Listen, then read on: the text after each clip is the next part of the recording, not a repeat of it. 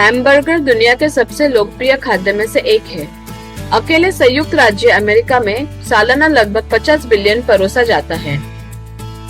यह अमेरिकी व्यापारियों, द्वितीय विश्व युद्ध के सैनिकों, जर्मन राजनीतिक शरणार्थियों, मध्यकालीन व्यापारियों और किसानों को जुड़ने वाले एक बड़े समाज का हिस्सा है।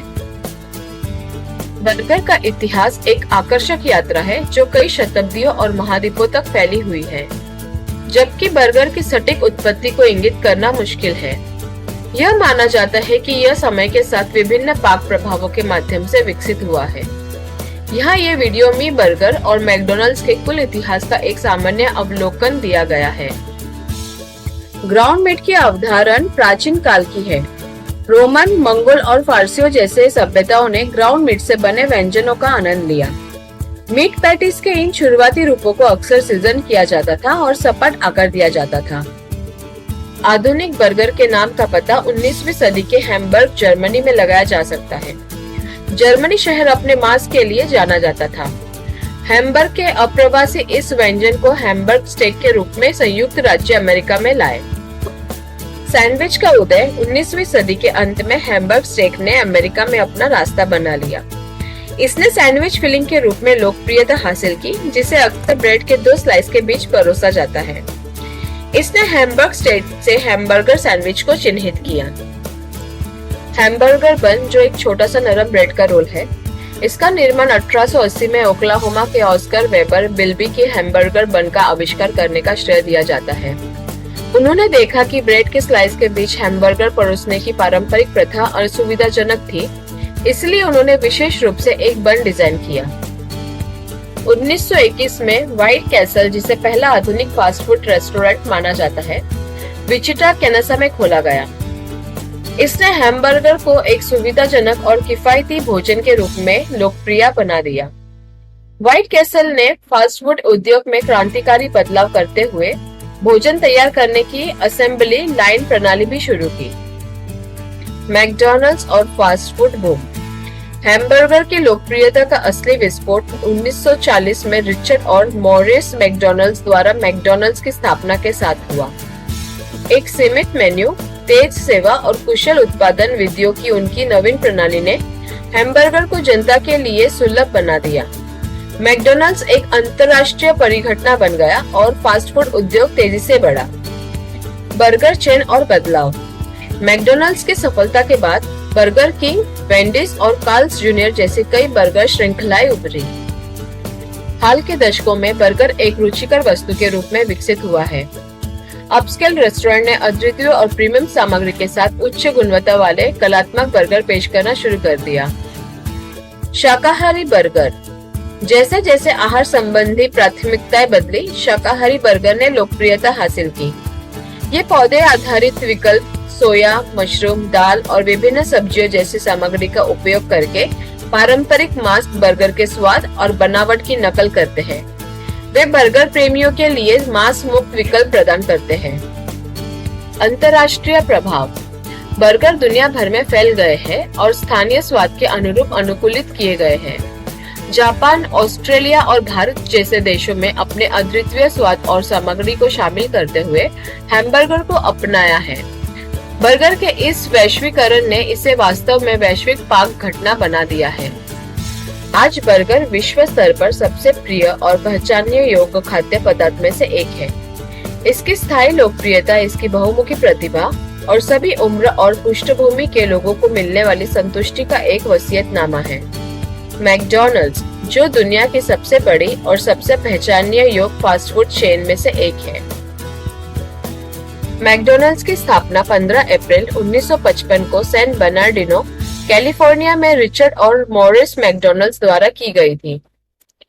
उन्होंने जल्दी से खाना तैयार करने के लिए एक अत्यधिक कुशल और सुव्यवस्थित प्रणाली विकसित की थी, जिसे स्पीडी सर्विस सिस्टम के रूप में जाना जाता है।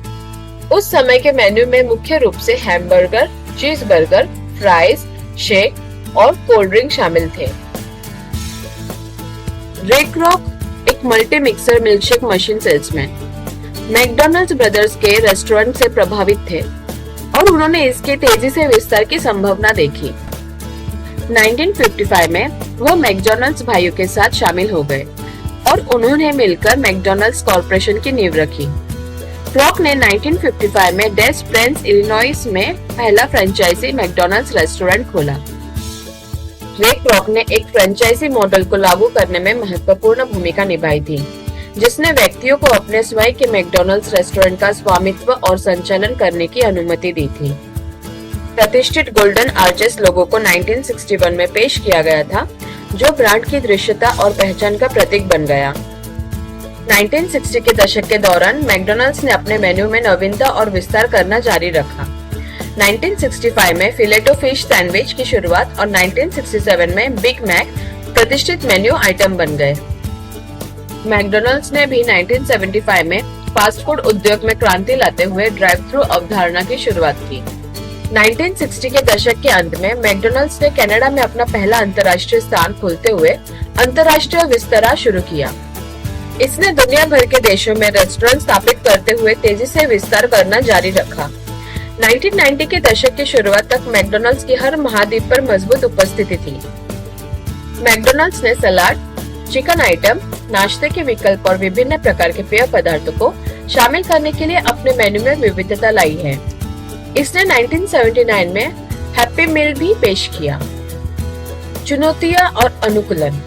मैकडॉनल्ड्स ने स्वास्थ्य संबंधित चिंताओं और फास्ट फूड के पर्यावरणीय प्रभाव से संबंधित चुनौतियों और आलोचनाओं का सामना किया। जवाब में कंपनी ने स्वस्थ मेन्यू विकल्प पेश किए, जैसे सलाद और ग्रिल्ड चिकन, और आलोचनाओं के मुद्दों को दूर करने के प्रयास किए। मैककैफे और पूरे दिन का नाश्ता। मैकडॉनल्ड्स ने 1993 में कॉफी और एस्प्रेसो आधारित पेय पदार्थों की मैककैफे लाइन पेश की। पारंपरिक फास्ट फूड से परे अपनी पेशकशों का विस्तार किया। 2015 में मैकडॉनल्ड्स ने पूरे दिन के नाश्ते की पेशकश शुरू की, जिसे ग्राहक पूरे दिन नाश्ते के सामान का ऑर्डर दे सके। डिजिटल परिवर्तन और प्रौद्योगिकी।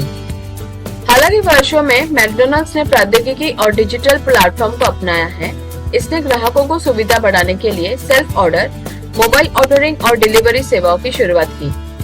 इसके अतिरिक्त मैकडॉनल्ड्स ने अपनी डिजिटल क्षमताओं को बढ़ाने के लिए तकनीकी कंपनियों का अधिग्रहण किया। निरंतर सफलता और सामाजिक उत्तरदायित्व। दुनिया भर में हजारों स्थानों के साथ मैकडॉनल्ड्स फास्ट फूड उद्योग ने एक प्रमुख शक्ति बनी हुई है। कंपनी ने सामाजिक जिम्मेदारी की पहल पर भी ध्यान केंद्रित किया है, जिसमें स्थिरता लक्ष्य, सामुदायिक जुड़ाव और परोपकारी प्रयास शामिल है। अपने पूरे इतिहास में मैकडॉनल्ड्स एक रेस्टोरेंट से वैश्विक फास्ट फूड साम्राज्य में विकसित हुआ है। फास्ट फूड उद्योग, फ्रेंचाइजिंग और पॉप संस्कृति पर इसका प्रभाव महत्वपूर्ण रहा है, जिससे यह एक घरेलू नाम और आधुनिक खाद्य संस्कृति का एक अभिन्न अंग बन गया है। अगर आपको हमारी यह वीडियो अच्छी लगी हो तो प्लीज लाइक, शेयर और सब्सक्राइब जरूर कीजिए। आपका दिन मंगलमय हो।